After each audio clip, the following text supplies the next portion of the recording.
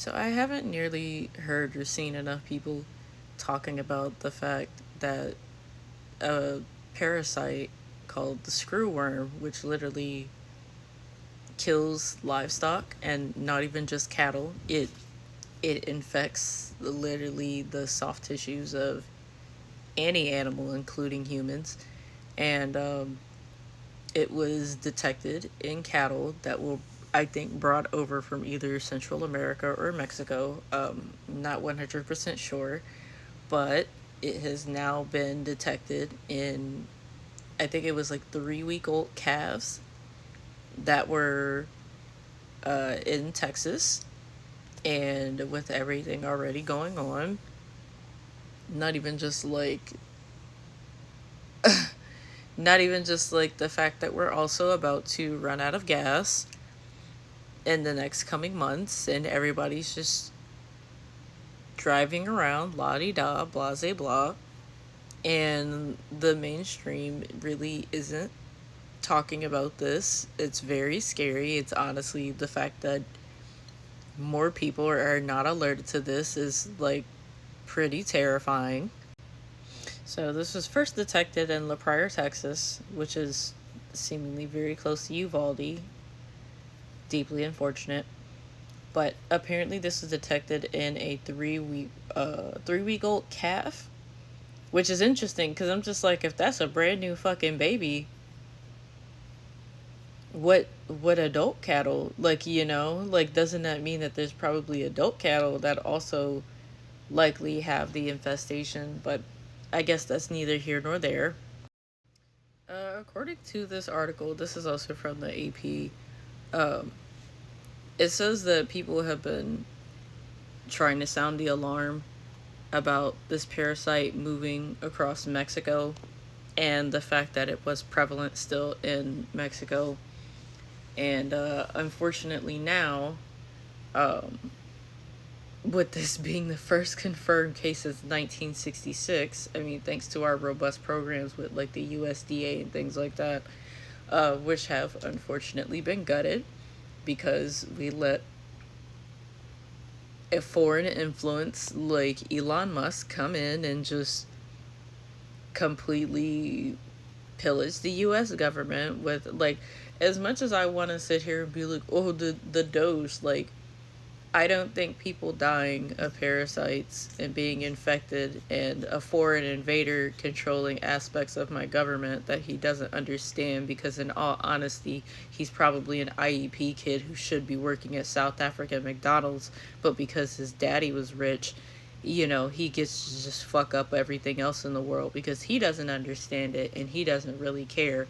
He just cares about being the world first bro. He the world first trillionaire. And like, it really does just like kind of make me sad to see that, America had so many robust government programs in place to prevent things like this so that we would continue to have, you know, continuous prosperity over the years.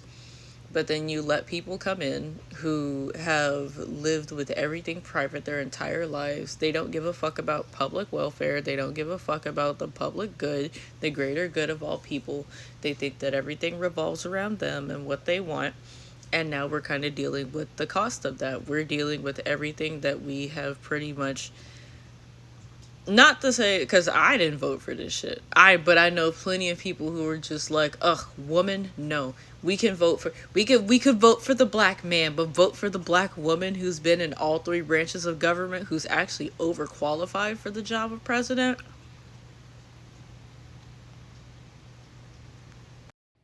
And I'm not gonna pretend like I'm bitter or anything like that. No, I think this has been pretty much just like a long time coming for the US. If we consider how much we have interfered in so many other countries' business, talking about, even going back to like 9/11 and like the weapons of mass destruction, how we went to other people's countries and just killed all their citizens and shit like that. Like a million plus people died in Afghanistan. A million. That's like Middle Eastern blood on our hands. And that's not even anything to say because, I mean, I'm black, clearly.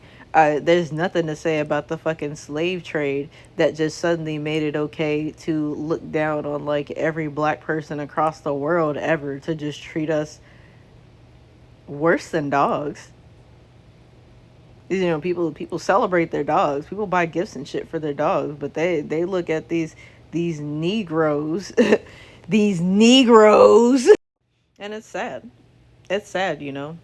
A lot of people are struggling. The cost of living has literally risen up to just swallow people whole. And I mean, like, I've literally been, this is my second time being homeless. So I completely understand the type of absolute shit that we're going through.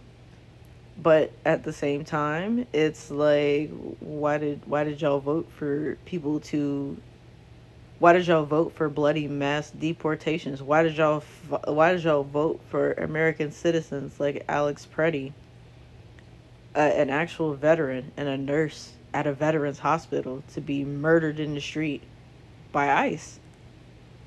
Why would you vote for that? They, like, all these people got up on stage, told you exactly what they were gonna do. Literally was like, Project 2025. It's all here. We put it all in a book. We put it in a book and made it very accessible for you to read. And people said, yeah, we're on board with the absolute destruction of this nation. We don't care. We have lived we have lived spoiled and in abject, for the most, I wouldn't even say abject peace, because people fight and die every single day in this country. I mean, kids have to worry about being shot in at school. People worry about being shot at the grocery store and movie theaters and places of leisure. We have no more third places. All of the small little mom and pop areas have been closed down. And it's like, for what? Like, were you tired of living a good life? Were you just so sick of, I don't know, living in a country that hasn't been bombed or pillaged? But, like, I don't know, I guess that was just too much for people. I guess they were just too happy. They were too happy with their good jobs and their retirement accounts and, you know, rules and regulations that demand that you have clean air and good water to drink. I guess people were just too excited about that. Like, do people not understand that farmers have lost their farms, and the second that we run out of gas, we're not going to be able to import more? And like, I mean, and not to say that people even want to send stuff over here for us to buy anyway, like, because of all this stuff that's going on. Well, I don't even say because of all this stuff, because of the actions of the few who don't give a fuck about anything besides collecting more money off of the back, collecting as many pennies off of the backs of the small and depositing it into their coffers, because they've never cared a day in their life about the greater public good and greater national, like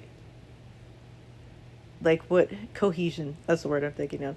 Because they've never given a fuck about anyone but themselves. They're just like, yeah, we'll just burn it all down, we'll steal all of your money, and there's not going to be anything you can do about it. You're just going to live with it. They want all of us to be peasants, to be slaves, to be serfs. All you need to do is shut the fuck up and obey, and, like, just bow down for your new masters. That's all you're good for. That's what they think of us. So, I mean, good luck, America. Your 250th birthday is probably going to be your last, because a whole lot of people don't really realize it. A lot of folks are probably about to die, either by their own hand or starvation or disease that could have easily been preventable, or, you know, what have you, any number of things, any number of things. Like, people just do not understand what is about to happen in this country full of soft-bellied losers who just felt that they had it too good. They just got sick of having it too good. What are you gonna do?